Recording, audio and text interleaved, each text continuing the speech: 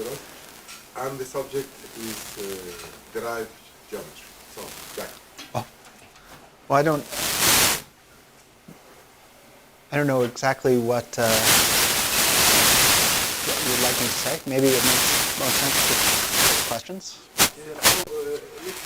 So what is derived geometry? What it does? What? The chart. Like he has this result where he says, well, we have cobordisms.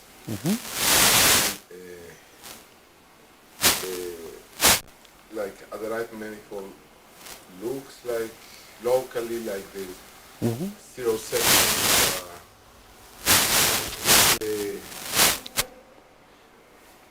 You take a section and you take the zero section of a. So, all right. So by derived geometry, you're thinking of like smooth manifolds rather than algebraic geometry. There is a smooth version, and then I guess there is a algebraic geometry. Yeah. Okay. So let's talk about the smooth version. So let's suppose I give you a smooth manifold M. Now, let's suppose that I give you two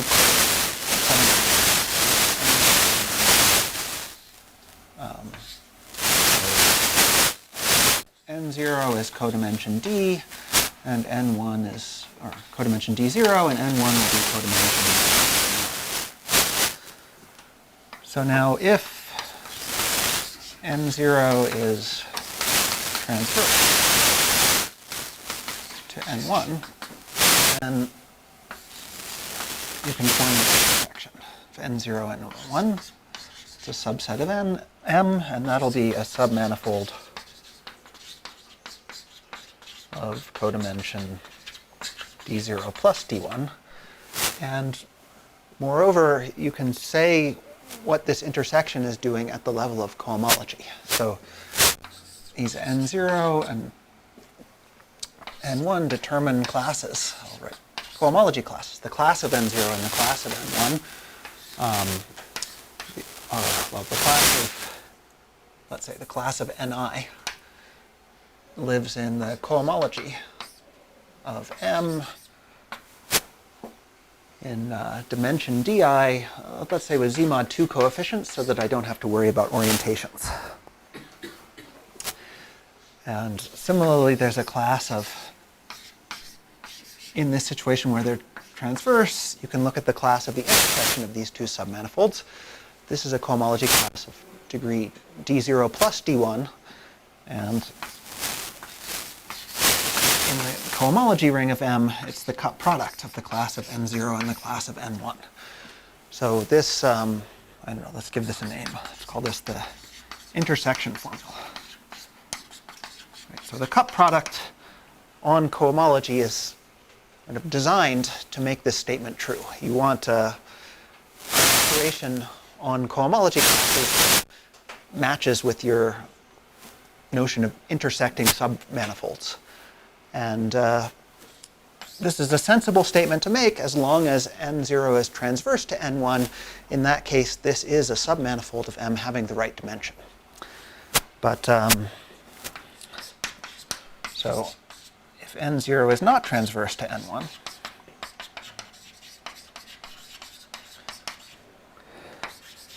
then the intersection of N0 and N1, if we're working in the setting of smooth manifolds, you can't really say anything about that. You can't say it's a manifold, or it could be a really horrible subset of M. So it could be something where you had no reasonable notion of dimension. And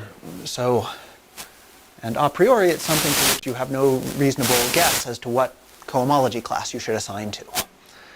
So you asked the question, what does derived geometry do for you?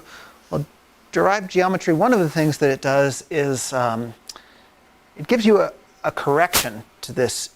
It gives you some way of making sense of N0 intersect N1.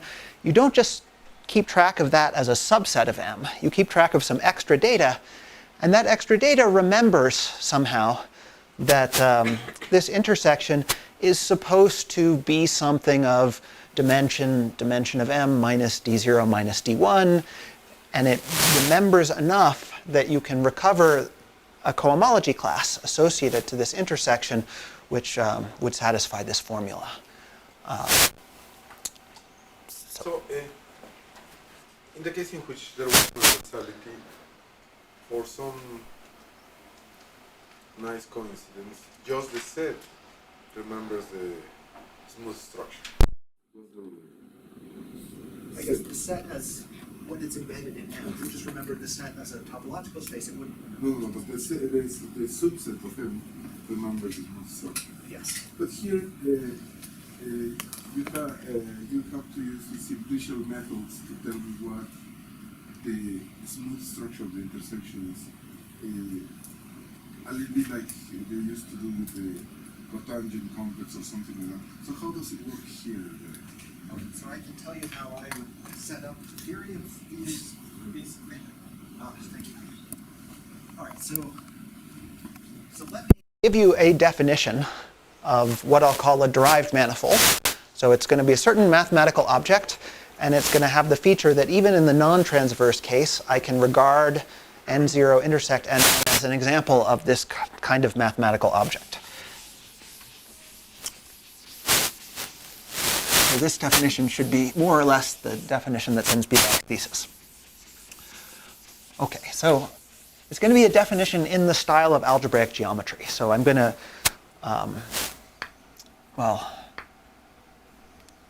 I want to contemplate pairs, which I'm going to call X, OX. So here X is going to be a topological space. And OX is going to be something that I'll call the structure sheaf of X.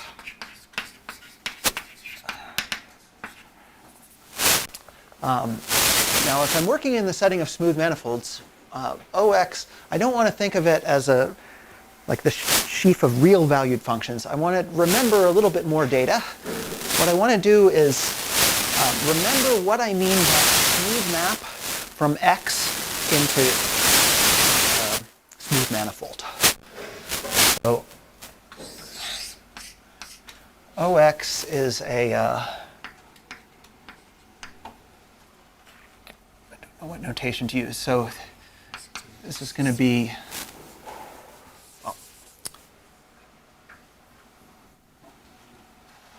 this is going to be it's really a functor of two variables. So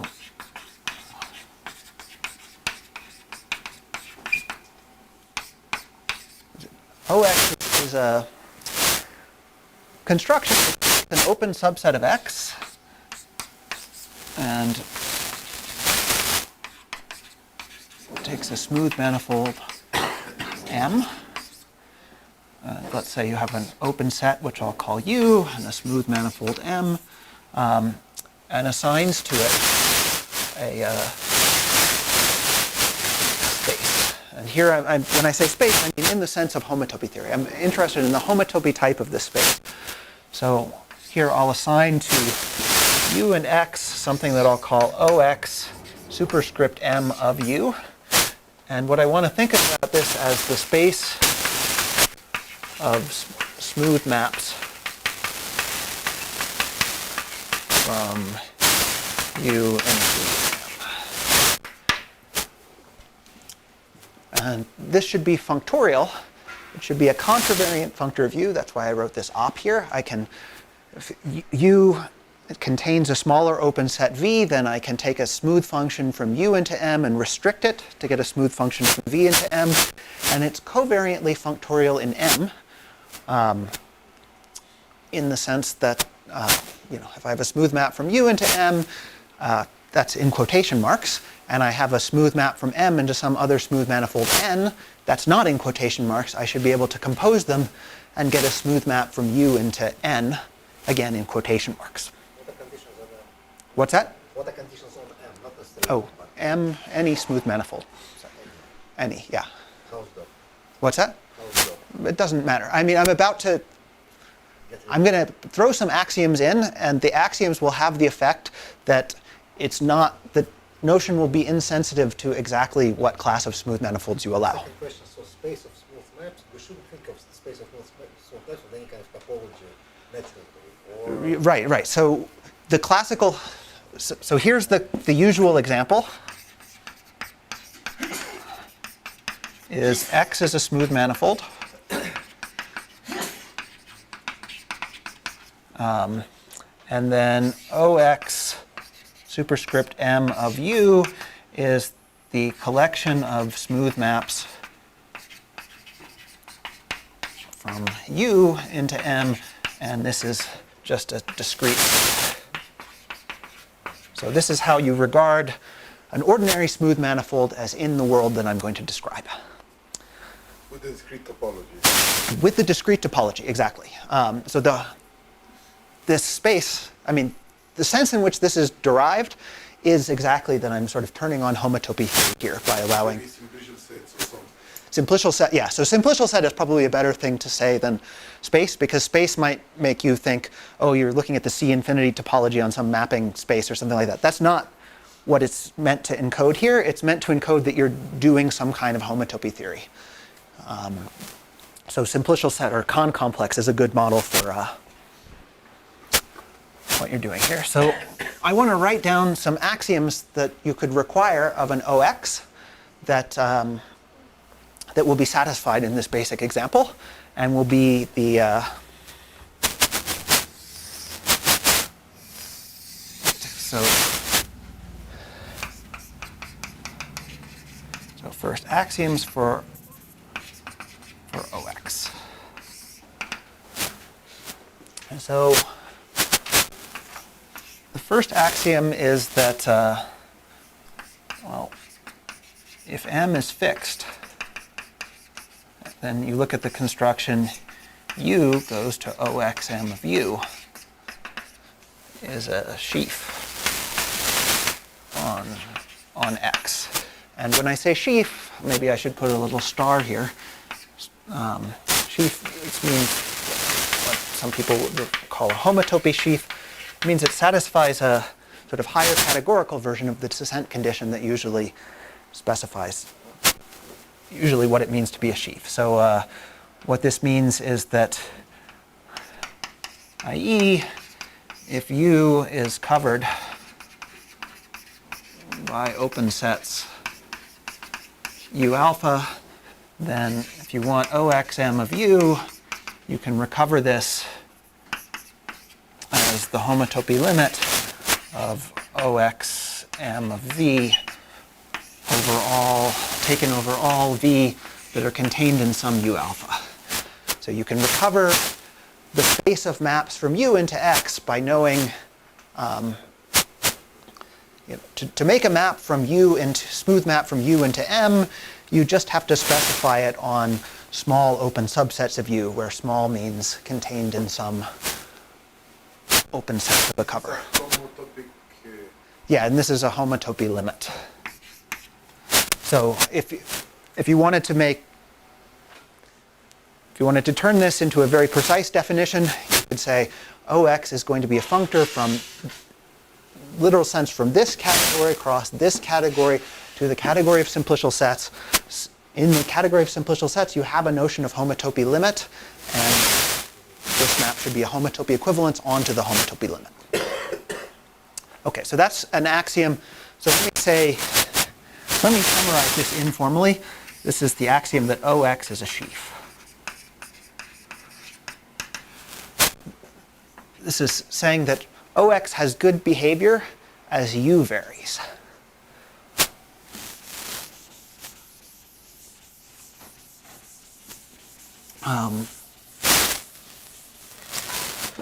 So axiom 2 is, I'm going to put this in quotation marks. This is the condition that OX is local.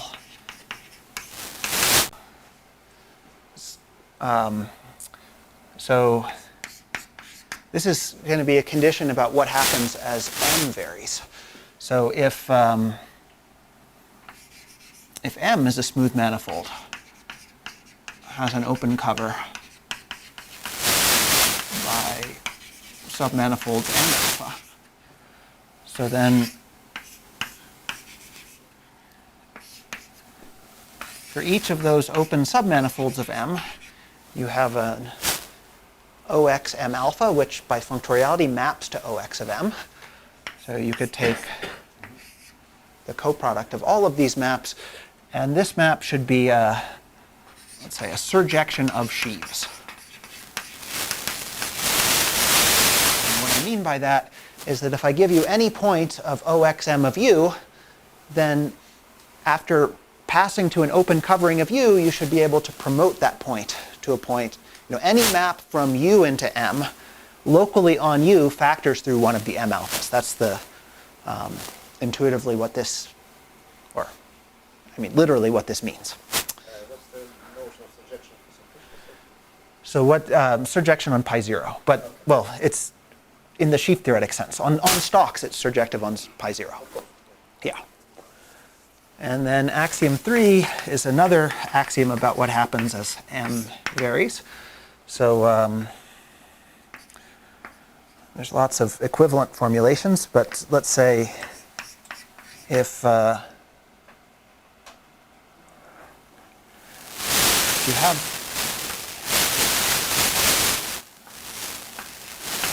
a diagram of manifolds like this, M0 mapping to M, M1 mapping to M, and let's suppose that say, M0 mapping to M is a submersion of smooth manifolds. So then you can form the fiber product, and this condition that this map from M0 into M is submersive guarantees that you get a smooth structure on the fiber product. So if you're in this situation, to reality, you have a map from O M0 cross over M with M1, let's say evaluated on any U, maps to OX, M0 evaluated on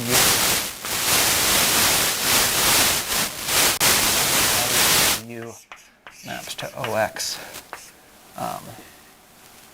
M of U, and then you demand that this is a homotopy Pollack square.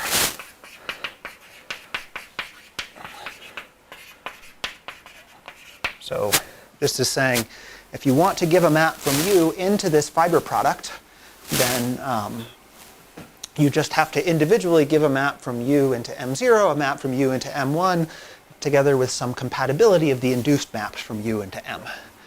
And you demand this axiom only in the case where the fiber product is something you expect to be well behaved. So, yeah, for example, when M0 to M is submersive. What's that?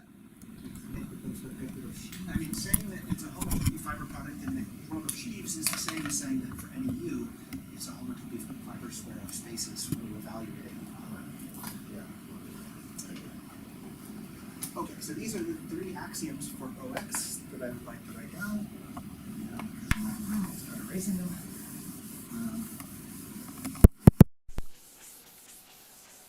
So definition, I don't know what to, well, I want to add the word generalized. Generalized derived manifold.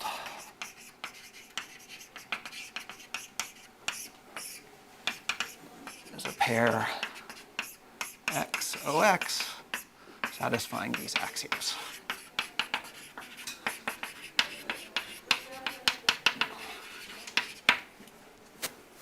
Okay, so if you look in the world of generalized derived manifolds,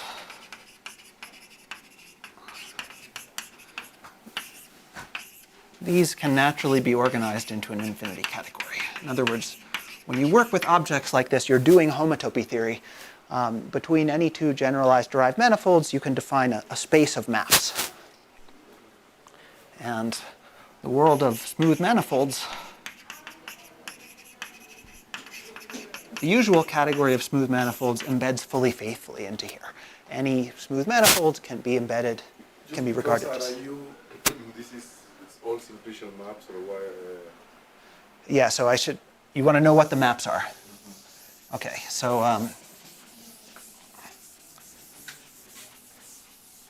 let's say that I give you an XOX satisfy these axioms. A map, well, map F is a pair consisting of, first, F0, a continuous map of topological spaces from X to Y. And then alpha, which is going to be a, I don't know which way, I guess it's easier. Well, F0 upper star OY to OX. So here I mean to sort of pull this sheaf OY back. So it's a map of sheaves or sheaf-valued functors on the category of smooth manifolds. And alpha has to satisfy an axiom. Again, this is modeled on the in algebraic geometry. So in algebraic geometry, the notion of a map of scheme is given by a map of the underlying topological spaces, a map on sheaves of functions, and this map has to be local. So the analog of that condition here, such that it has the following property, that if you, let's say, if you have a map of smooth manifolds n to m, which is an open immersion, then, well, F0 upper star OYN maps to OXN, and it maps to F0 upper star OYM, which maps to OXM. You just get this diagram for free by functoriality, and you demand that this is a homotopy pullback square. So let me say in words what this is saying. So this says the following: if you have a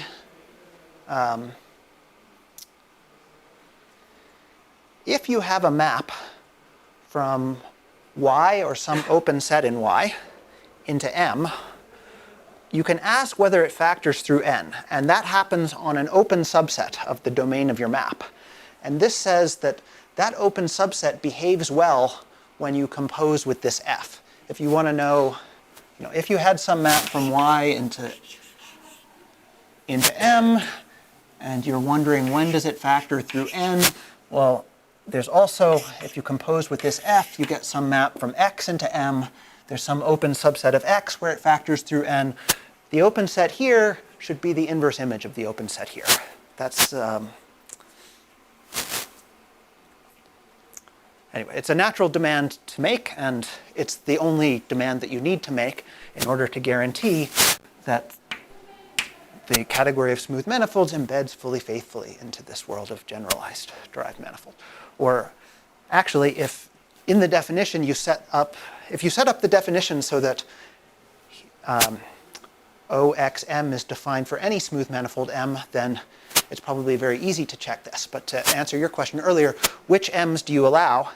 Once you've imposed these locality conditions, both on the sheaf and on the maps between sheaves, it has the effect of not mattering which, as long as you allow enough smooth manifolds, like smooth manifolds that are homeomorphic to Euclidean space, then you'll get the same answer. Usually you get generalized manifolds which are really very generalized. Yeah, so this is like the analogous in algebraic geometry to the category of locally ringed spaces. And so if you want something that's more analogous to the category of schemes, then you want to introduce some additional restrictions. So let me introduce one which is convenient.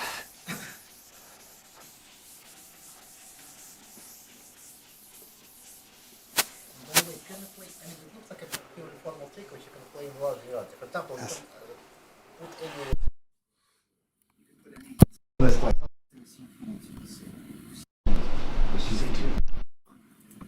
can put any. No, but it's a bad idea if it's not C infinity. Well, maybe you don't see it at this level. Right. So let me make a remark about that. All right. So I've told you that you should think of OX as a structure sheaf, but it's a structure sheaf in maybe not the usual algebraic sense, because it's not a sheaf of rings, right? But it determines for you a sheaf of rings if you decide that you want to extract from OX the sheaf of functions with target R. Then you can add R-valued functions, you can multiply R-valued functions. So this is a sheaf of, well, if our target was sets rather than spaces, this would be a sheaf of commutative rings. But since our target is spaces, it's a sheaf in some more general world. So this is a sheaf of, let's say, simplicial commutative R algebras.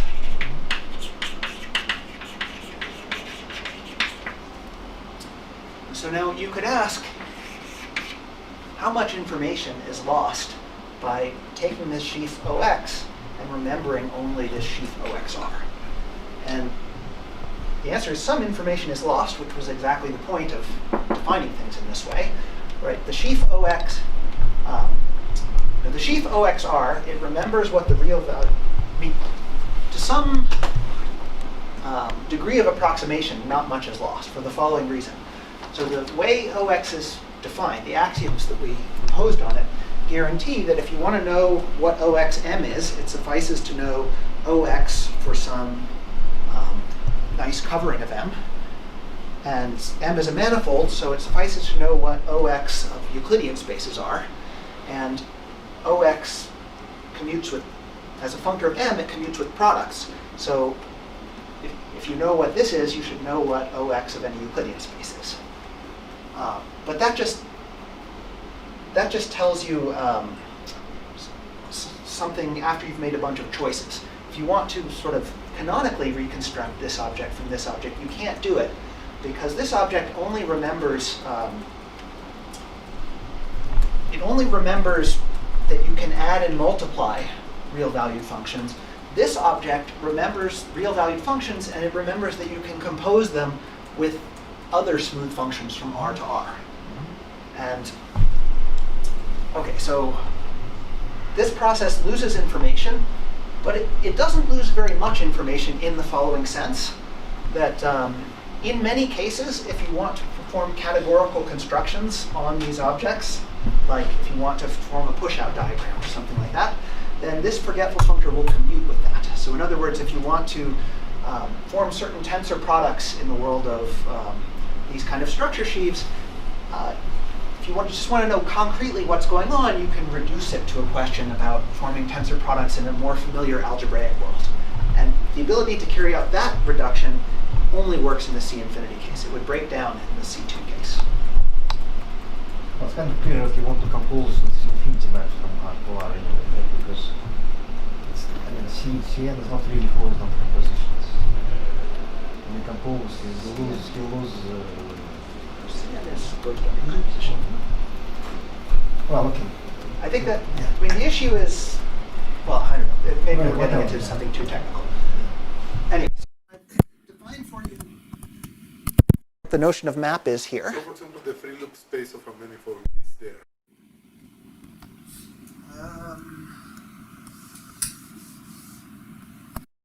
Well, it depends on what you mean. Well, let me make a remark about.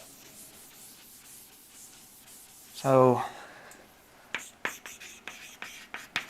a theorem, is that this world of generalized infinity category of generalized derived manifolds has fiber products. Oh, okay, it has fiber products. It has fiber products. Now, the world of smooth manifolds doesn't have fiber products. So what happens? So suppose that I gave you I don't need submersion or anything. right. So suppose I gave you a diagram of smooth manifolds like this. Now, in general, if these maps are not transverse to one another and you try to form some kind of fiber product, you will leave the world of smooth manifolds.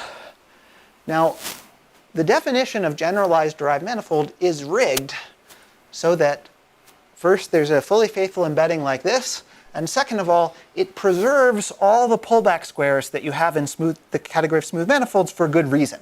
It preserves all of the squares where, let's say one of these maps is a submersion, or it more generally preserves the pullback squares where they're transverse to one another. So in the case where these things are transverse, so that this thing is a smooth manifold, that's how you also form the pullback in the world of generalized derived manifolds. But in the case where these things are not transverse, then the fiber product, you can form a fiber product here, and you'll get an object which is usually not going to be. In fact, I guess if it's not transverse, it will never be a smooth manifold. So this is just one of these generalized objects. Well, it could be the set. Yeah, so for example, here's a situation you could consider. R, let's say 0 goes into R, and 0 goes into R. And here's a diagram of smooth manifolds that does have a fiber product in the category of smooth manifolds, but the maps are not transverse. So that's a pullback square here that is not preserved by this inclusion. If you form the pullback in the world of generalized derived manifolds, you won't get just a point. You'll get a point with some funny structure sheaf attached to it. Could we see that example? Yeah. What structure sheaf we have? Okay, so I'll tell you what you have to do. Okay, so this is going to be some XOX. And let me tell you how you build XOX. So first, X as a topological space is just the usual fiber product. So X is going to be the set consisting of just 1.0. And now what is OX going to be? Well, let me call this map F, and this map G, and this map H. So this OX, whatever it is, it should receive a map from F upper star of the structure sheaf of 1 point. And it should receive a map from G upper star of the structure sheaf of 1 point. Now since F and G are just the identity map on the level of topological spaces, I can sort of erase this F upper star and this G upper star. And it should receive a map from H upper star of the structure sheaf of R. And this should be a push-out square in the world of the kind of structure sheaf that I'm describing. And now we exactly meet the issue that I was talking about in response to your question.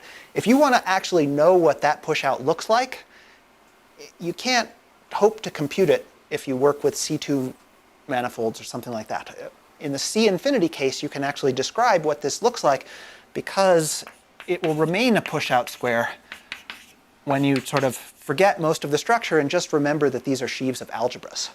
So what happens in this case? So this H upper star, so these three guys are just, now I'm talking about sheaves of ring. These three guys are just ordinary rings, and this guy is going to be some kind of a simplicial ring. So what are these rings? Well, this is the ring of real valued functions on a 1 point. Or in other words, it's just the ring R. And this is the ring of real valued functions on 1 point, which is again just R. This is what you get when you take the sheaf of smooth real valued functions on R and pull it back to a point. So this is the ring of germs of maps, smooth maps from R to R at 0. Okay, so now you have to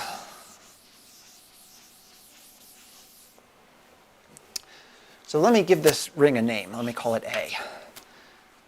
So let's say now you want to, so this OXR is going to be given by forming this push out in the world of simplicial commutative rings.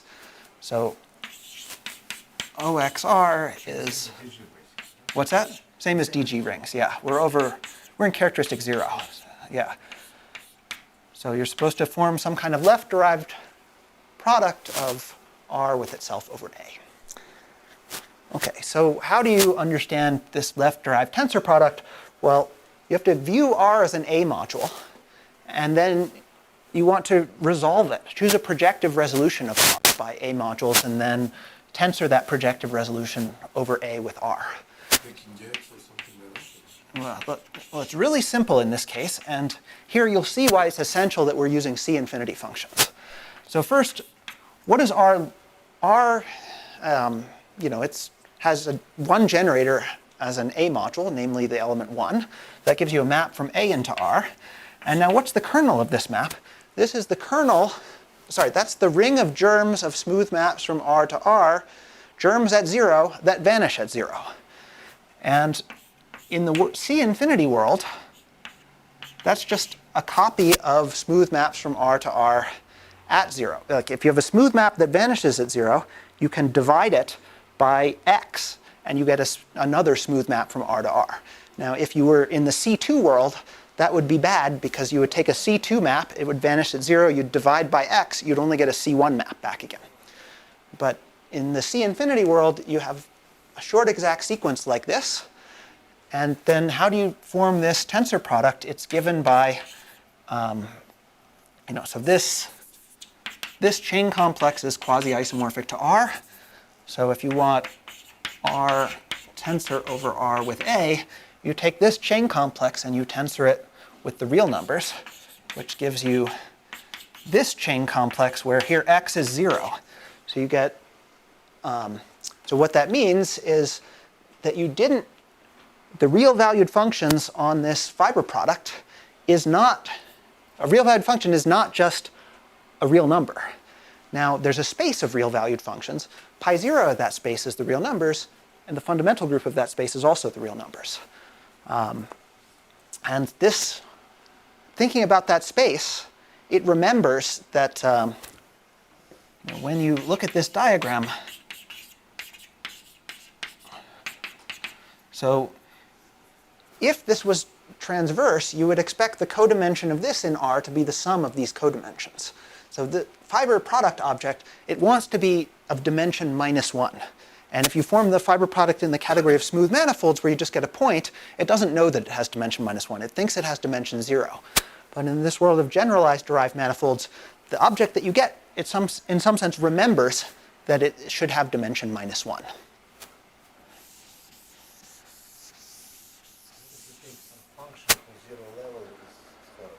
What's that? Take a function Yeah. So let me hold that thought for a moment. Let me make a definition. Exactly because you want to have those resolutions. I think C infinity is the least structured case in which you could consider this and have it be a reasonable thing to do. Okay, so definition, a generalized manifold, let's say XOX is quasi-smooth if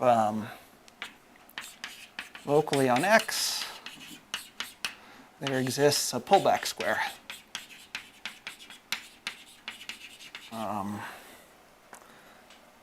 Say XOX maps to some smooth manifold M, maps to a pullback square like this where, so you could either say this X looks like the fiber of a map of smooth manifolds over some point of the target, which is saying there's a pullback square like this. You could also say it fits into a pullback square like the ones that we were talking about a minute ago. So if you take diagrams of smooth manifolds, M0 and M1 mapping to M, you can always form the fiber product of such a diagram in this world of generalized derived manifolds. The quasi-smooth ones are the ones that you can get via this construction. Oh, sorry, yeah. Shouldn't be a double arrow. So these are the quasi-smooth derived manifolds. And now let's come back to your observation. So beware.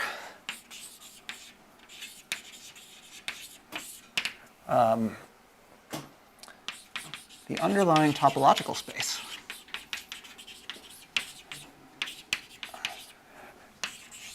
of a quasi-smooth derived manifold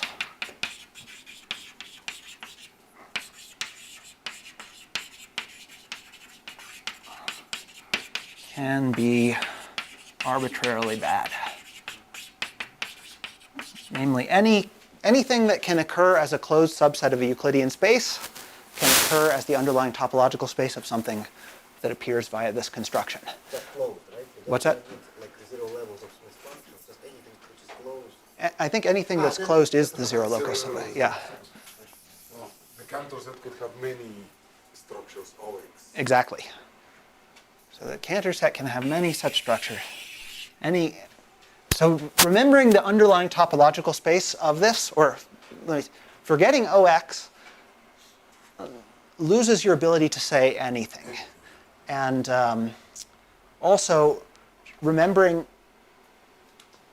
X doesn't remember very much. So for example, any of these quasi-smooth derived manifolds has what you can call its virtual dimension, which, if it arises in this situation, is the dimension of the dimension of M0 plus the dimension of M1 minus the dimension of M. It would be the dimension of the fiber product if this was transverse. And the data just of this derived manifold knows what that virtual dimension is supposed to be. It's intrinsic in terms of this object. So, so now, well, you asked so this notion of quasi-smooth derived manifold, so, well, let me just come back to the intersection formula stuff. So let M be a smooth manifold. Could you say what is the tangent complex here? Or? Yeah, I could. It would be a little bit of a digression, but I can say it. Sure. Okay, so let's say you fix a topological space X, and now I want to consider, I don't know what I want to call this. So this is going to be the collection of all OX satisfying our axioms.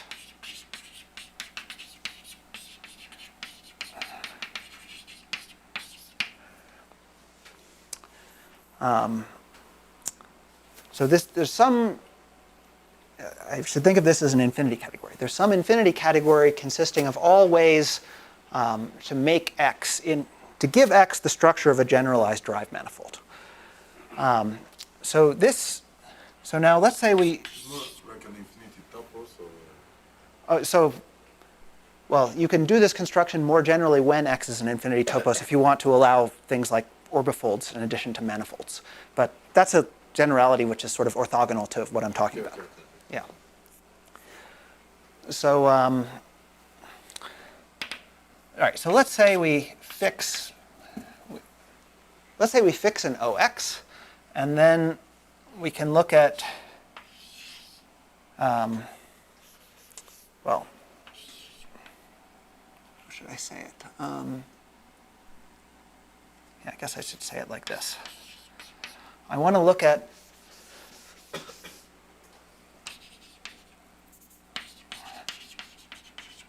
the collection of all sheaves OX prime satisfying our axioms with a local map from OX prime into OX. Okay, so this is some infinity category. It's a place where you can do homotopy theory. And in this place where you can do homotopy theory, you can apply the construction which turns the category of spaces into the category of spectra. So you can look at infinite loop objects here.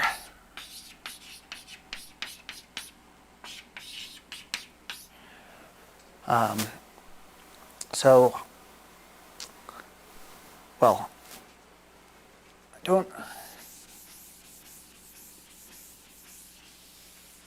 you get some, this is a place where you can do homotopy theory. This is a place where you can do stable homotopy. This is an example of a stable infinity category. Now, you can, and these worlds are related by constructions that you could call sigma infinity and beta infinity. And now you can take OX, which lives in this world, and apply sigma infinity to it. And you get some object that lives here, which I'd call the cotangent complex of x. But right now it lives in this sort of funny world. But now, if you want to understand what sort of object this is in more concrete terms, it's useful to replace these categories, which are hard to understand, by algebraic approximations, which are much easier to understand. So let me write sheaves algebraic of x. So this is going to be the category of sheaves of simplicial commutative R algebras.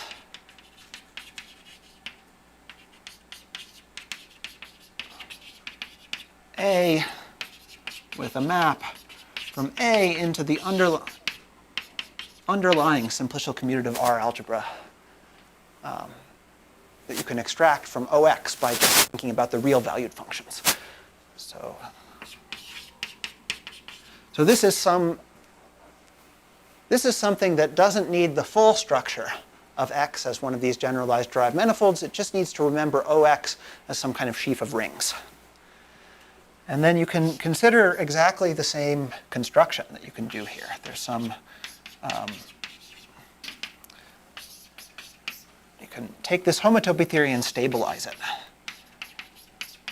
And now, this is now in the world of algebra. And there's a general bit of algebra will tell you that this you can identify with the sheaves of OXR modules. This is something, it's really, like let's assume, for example, that X is an ordinary smooth manifold, so OXR is just a sheaf of commutative rings in the usual sense. Then you can talk about sheaves of modules over it, and this would be its derived category. This would be like chain complexes of sheaves of modules over that commutative ring. What's that? No finiteness conditions whatsoever. No finiteness conditions whatsoever. Finiteness results. Right.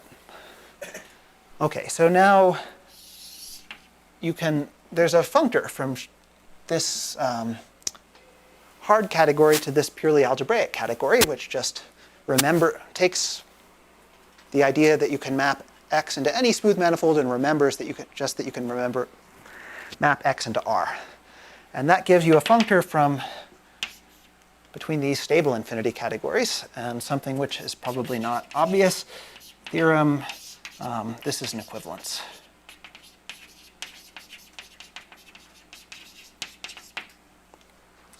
So what's the upshot of that? Well, I guess you don't need to know that it's an equivalence to know that you can take this object and apply this functor to it and get something which lives in the derived category of OXR modules. And that object in the derived category I would also call the cotangent complex of X. So this is something you can define in full generality. You don't need any finiteness conditions on anything to define it, but in order to say something about it, you want to put yourself in a situation where this is a reasonably nice object. So for example, if X is a smooth manifold, this just produces the usual cotangent bundle. And if X is a quasi-smooth derived manifold, it produces something that can be modeled by a two-term chain complex of vector bundles. What's that? Just two terms? Just two terms. So quasi-smooth is terminology I use for like the analog of being a local complete intersection. So the class of quasi-smooth derived manifolds doesn't itself have fiber products. And if you want to enlarge it so that you do have fiber products, that enlargement is what I would call derived manifolds. Then the cotangent complexes of those sorts of objects you could see like arbitrary bounded. You're not allowed, you take this point with this shifted. I mean, And you can repeat it. Well, so you can form this fiber product called the result X. X is not quasi-smooth anymore, but it still lives in this world.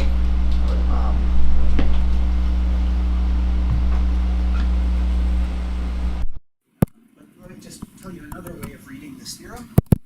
Another way of reading this theorem is that if you have an OXR module in the usual algebraic sense, then it gives you some, let's say you have an object which I'll call M here. Then under the inverse to this equivalence, you can apply the inverse of this equivalence and then apply loops infinity. And then you get a new sheaf on X, which deserves to be called OX direct sum M. So the statement is, if you think of one of these funny sheaves, it's a sheaf on X where you remember that you're allowed to take sections of your sheaf and compose them with smooth functions from R to R to get new sections of your sheaf.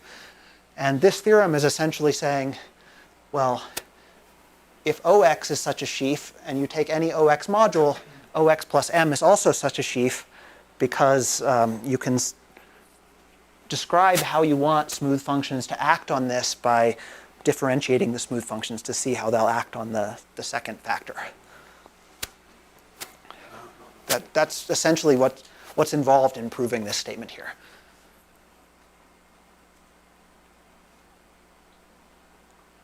And I interrupted you. You were Yeah. going to Oh, maybe I was going to go back to the original setting, I guess.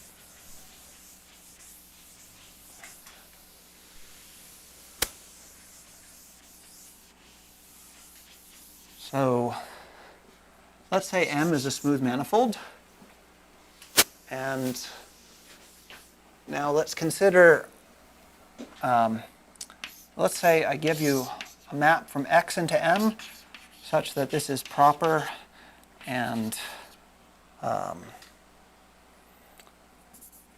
map is proper and X is a quasi-smooth derived manifold. So M has some dimension D, and X has some virtual dimension, which I'll call D prime. Then in this case, you can associate to this a fundamental class of X, which is going to live in H, I guess D minus D prime of M. And if I don't want to keep track of orientations, let's just say with Z mod 2 coefficients. And now, once you've made this definition, you can write a formula like this. If you want to cup the class of X with the class of Y, this is always the class of X cross M over Y, where this fiber product is formed in the world of derived manifolds. So this now holds with no transversality assumptions. So this is one answer to the question of what do these derived manifolds buy you. They buy you a formalism in which you can just say things like this, and they're always true.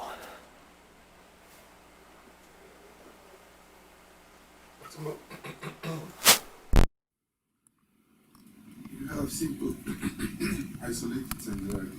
You take hyperboloids that become a code or something like that. Okay. Then the only interesting part in that, for this formula, we have this plane, hyperboloids, they are hyperbolas, and then the intersection, and then all of a sudden they become two lines. So R squared maps to R via X plus Y goes to X times Y. And this looks like it would be 0, and it would be that. And then the interesting part is really like this example of the point over the point, isn't it? Or we have here a point over a point. Sorry, what do you... Well, I'm just saying that this is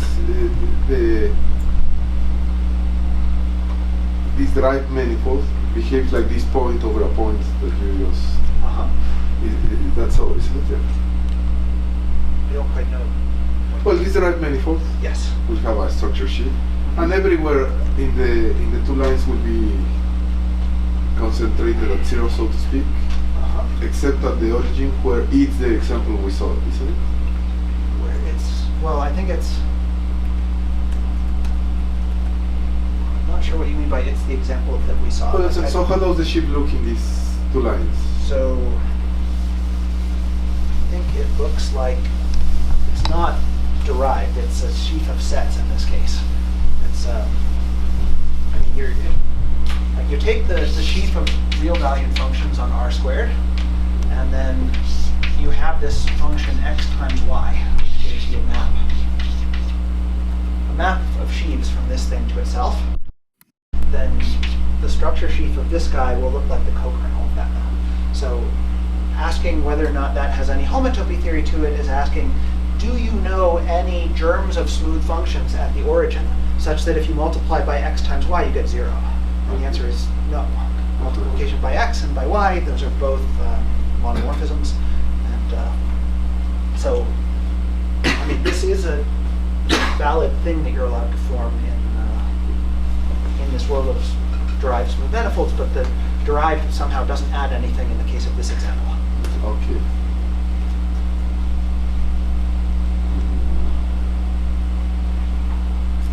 When you're talking about the right category of sheets or modules, you're using that, and you can consider like a more reasonable sheet like vector bundles. But for those, I assume that this would be just a homotopy category of chain complex, meaning I need just chain homotopy for the full classes, because there are no extensions. Well,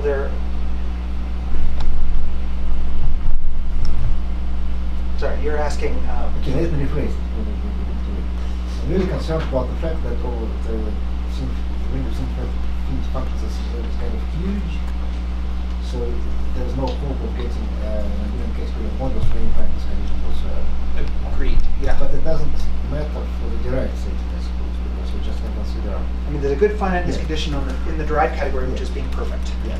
And that condition, without any kind of Noetherian hypotheses, it doesn't survive taking pi. Well, even with Noetherian hypotheses, but they don't want to do that anyway because there is no consistent.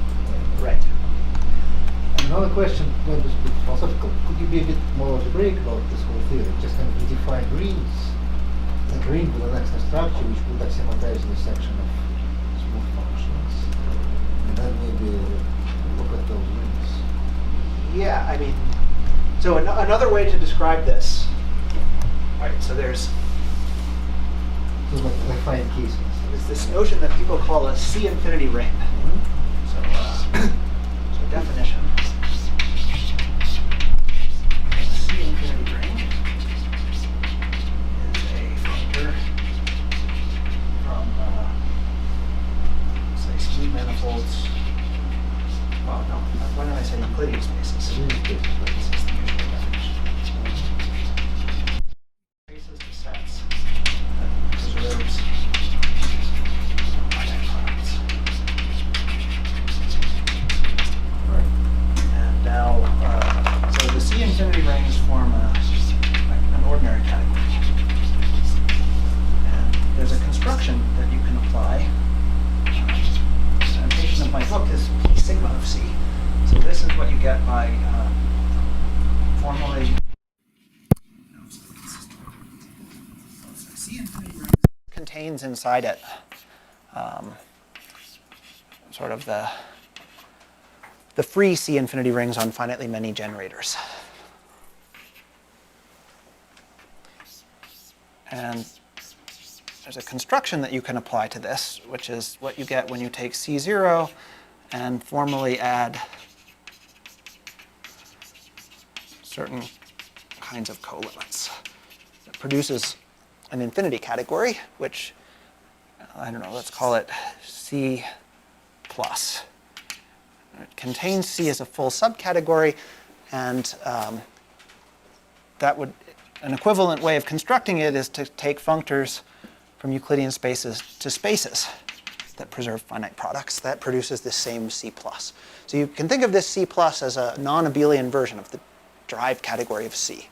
It's something that you get, it's built out of simplicial objects in C, or it's modeled by simplicial C infinity rings, if you like. Okay, so then you can also define, if you look at this world that I call generalized derived manifolds. This sits inside category where your objects are spaces X with a sheaf, let's say a C plus valued sheaf on X. So if you have a C plus valued sheaf, you impose some conditions on it, which are analogs of the axioms that I described earlier, and it will get you the same notion of generalized derived manifold. But there is no way to construct X from a ring. So there is no special construction. Oh, there is, yeah. So there's a construction which takes, let's call it like the smooth version of the spectrum, which takes C plus to this world of generalized derived manifolds. And in this setting, because we're talking about smooth functions, it's very easy to make globally defined smooth functions. This hits almost anything you would be interested in. So like any compact derived manifold is in the image of this construction. Or any reasonably nice open subset of such blocks. Yeah, so Statement along those lines is if you have open set which has compact closure in something, then that open set is affine. And it also has products.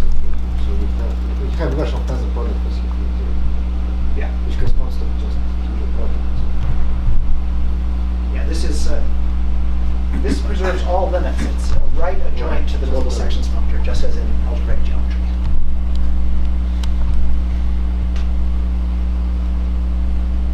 Well, very nice. Thank you so much. Any questions from the students and the audience?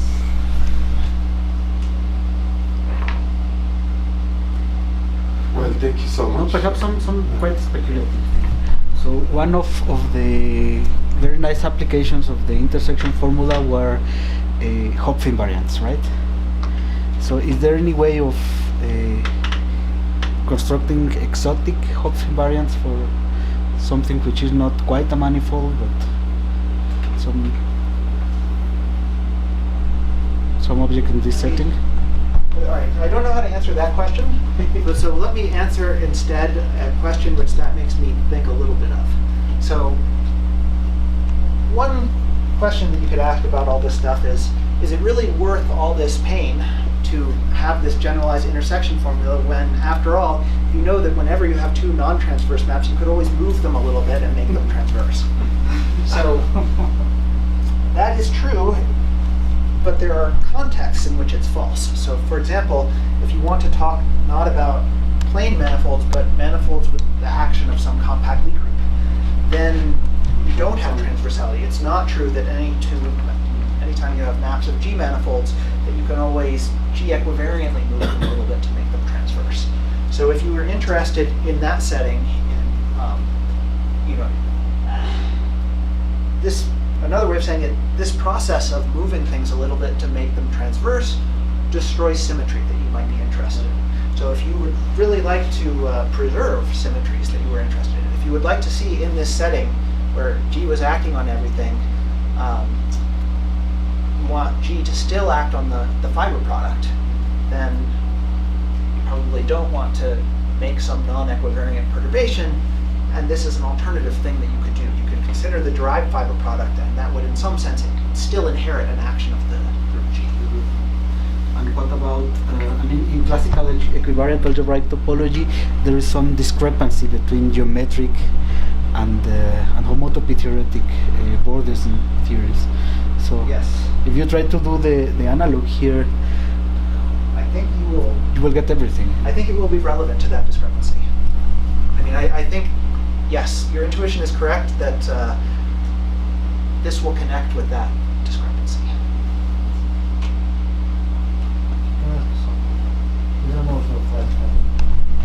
Flat family. Oh, like flat in the sense of algebraic geometry. Well, certainly, this is like derived differential topology. If you did derived algebraic geometry, the answer is yes. No, question specifically about topology. Just Well, because what I concerned about is that the underlying set seems pretty random, right? It can jump in a linear fashion and then I mean, there's certainly a good notion of submersion. I'm in a situation where you do this transversal information. It's really changed. Yeah,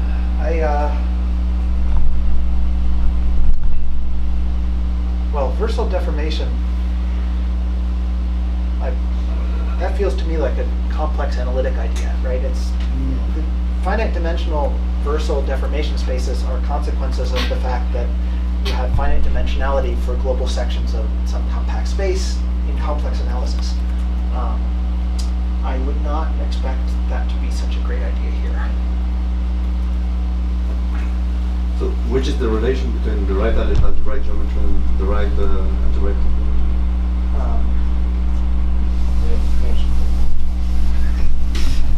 So, one relation is the following. So you Like could what? say, we have a functor from smooth varieties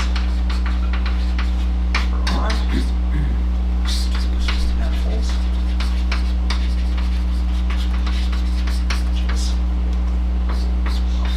the language of schemes. You take an R scheme X and assign its set of R value points. And now this world of smooth varieties over R sits inside some larger world of derived schemes over R. And let's impose some finiteness conditions on this. So derived schemes, it's almost a finite presentation. Well, I can ignore this if I'm just going to write general.